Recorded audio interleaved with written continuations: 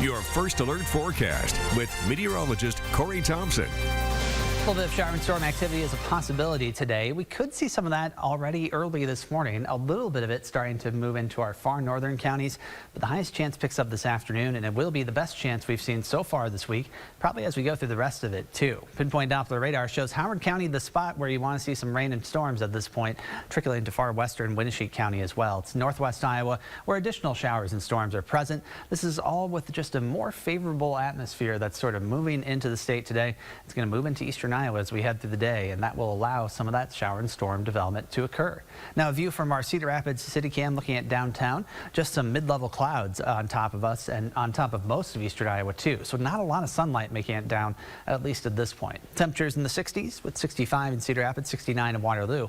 Winds are also fairly light and mostly coming out of the west or northwest, and they will stay light as we go through the day. That's amid an overall humid air mass, and so air a little stagnant, feeling a little sticky out there. Some of those showers north of Highway 20 this morning, and they start to move south of that line later this morning into the afternoon in particular. By noon, some of those storms in western portions of the viewing area, perhaps as far east as Cedar Rapids and Iowa City, and then tracking to the southeast from there. Additional development possible just about anywhere at any time as we head through the day. It's not until later this evening when we can really shut off that chance, and that will be probably after about 9 or 10 o'clock, and then things really do start to diminish.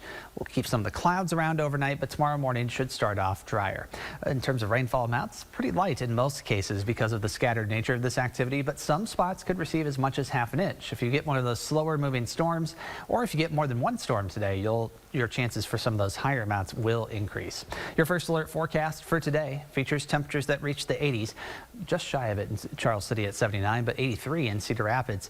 A chance of storms continues through the day as we look ahead, and as we look ahead through the week, dew points will continue to increase. It's a little bit sticky out there this morning. It'll be much more so as we head towards Saturday and Sunday as those dew points reach the 70s. And we compare that with temperatures on the thermometer in the upper 80s to low 90s. It's going to feel closer to 100 degrees for at least parts of the day on Sunday and Monday. So be ready for that change. It's a pretty significant one as we look ahead. Temperatures will go from the low 80s today to the low 90s by that time. Fortunately, though, these heat waves are often short-lived, and that is one of those cases this time too. It will start to break that pattern down by Tuesday and Wednesday with a chance for storms. There is a slim chance for a storm on Saturday too as we transition to some of those warmer temperatures. So something to watch out for the start of the weekend. Speaking of heat, about how much of the body's excess heat is dissipated by sweating. Is it 20%, 40%, 70%, or 90%? I'm just grossed out. I'm gonna say, I know it's bad if you stop sweating, so I would think it would be a decent amount. I'm gonna say 40%, B. Well, I know the humidity is bad because you don't sweat as much and that you're not cooled off, so I think it might be D, 90.